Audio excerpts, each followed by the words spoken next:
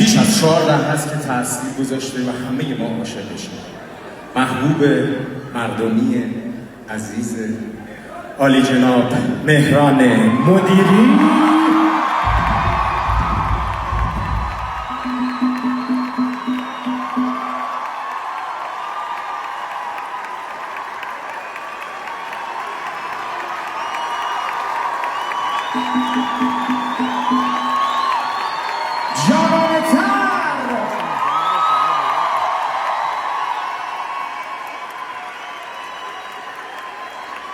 آقا خیلی خوش اومدید. من این خاطره رو تعریف کنم که 11 سال پیش روی همین صحنه جناب مدیری از من دعوت کردن و اولین اجرای جدی من توسط دعوت ایشون و بزرگواریش. من خیلی از شما ممنونم.